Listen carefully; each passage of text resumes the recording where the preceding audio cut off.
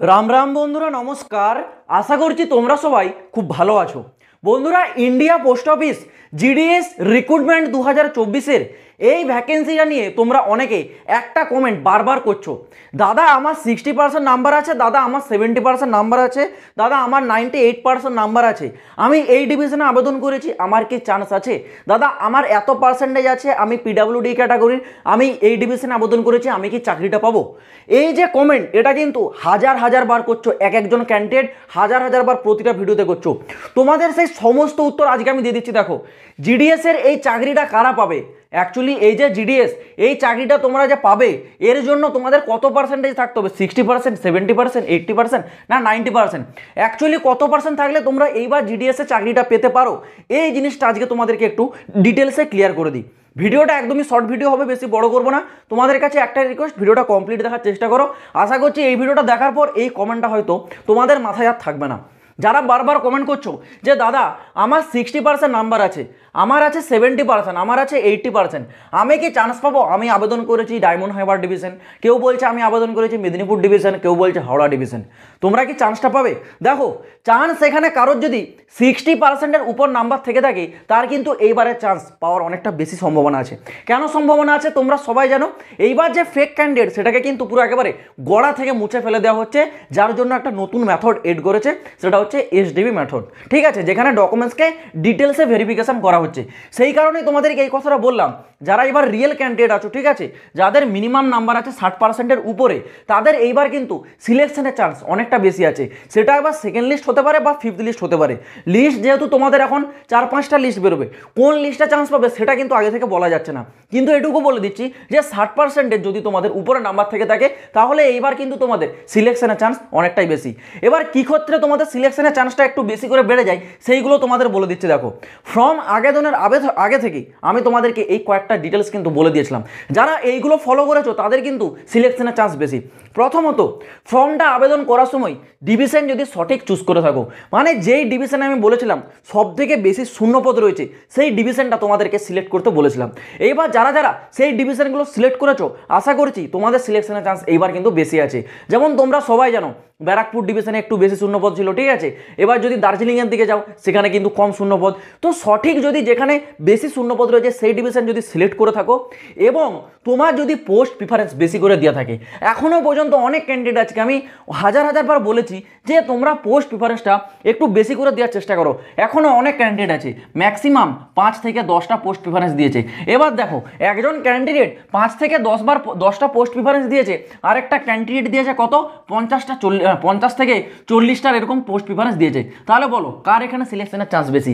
এর যে 10টাতে post preference দিয়েছে, এই 10টাতে যদি প্রথম লিস্টে কারোর যদি বেশি পার্সেন্টেজ থাকে, সে যদি চান্স পেয়ে যায়, তাহলে এখানে যে কম পার্সেন্টেজে ক্যান্ডিডেটটা এখানে যে পোস্ট প্রিফারেন্সটা দিল, সে কি পাবে চাকরিটা আদৌ?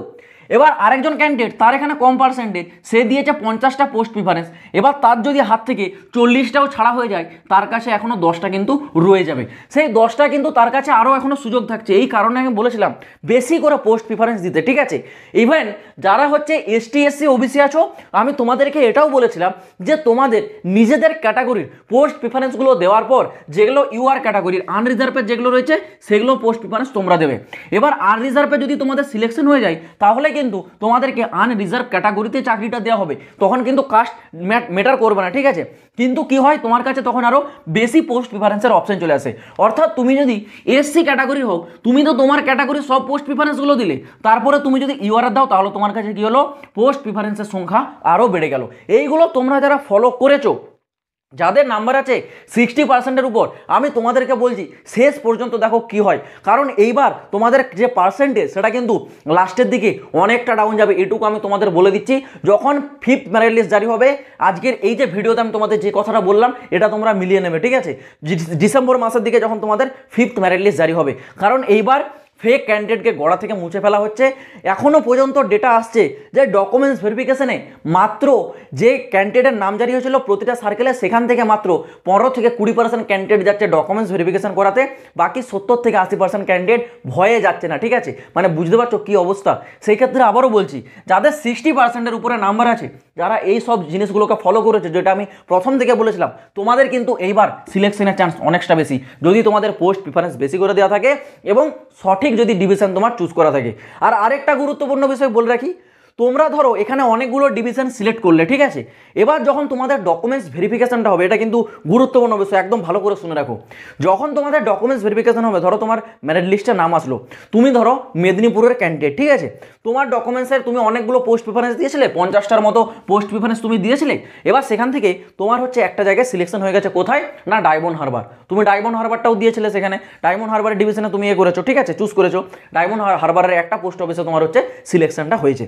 এইবার দেখো তোমার যা ডকুমেন্টস ভেরিফিকেশন হবে, প্রথম ডকুমেন্টস ভেরিফিকেশনটা তোমার কিন্তু কাছাকাছি জায়গাতে হয়ে যাবে, ঠিক আছে, কিন্তু সেকেন্ড যে ডকুমেন্টস ভেরিফিকেশন, সেটা তুমি যেখানে চাকরি পাবে সেখানে হচ্ছে। মানে তুমি যদি ডায়মন্ড হারবারে চাকরি পাও, সেখানকে তোমাকে যেতে হবে। কেউ যদি দার্জিলিং ডিভিশন চুজ করে থাকো, সেখানে যদি তোমার চাকরিটা লাগে, তাহলে সেকেন্ড ডকুমেন্টস ভেরিফিকেশনটা সেখানে যেতে হবে। প্রথমটা নিজের কাছাকাছি জায়গায় হবে, কিন্তু সেকেন্ড ডকুমেন্টস ভেরিফিকেশনটা যেই জায়গায় তোমার চাকরিটা হবে, যেই জায়গায় তুমি চাকরিতে জয়েন করবে, সেই জায়গায় গিয়ে ডকুমেন্টস ভেরিফিকেশন কিন্তু করাতে হবে। এই জিনিসটা কিন্তু তোমরা আগে থেকে মনে রাখো, কারণ এই জিনিসটা তোমাদেরকে পরবর্তী সময় কিন্তু করতে হবে। তো আশা করছি পুরো বিষয়টা বুঝতে পারলাম। আজ ভিডিওটা এই পর্যন্ত, দেখা হচ্ছে আবার পরের ভিডিওতে নতুন কোনো আপডেটের সাথে। জয় হিন্দ, বন্দে মাতরম।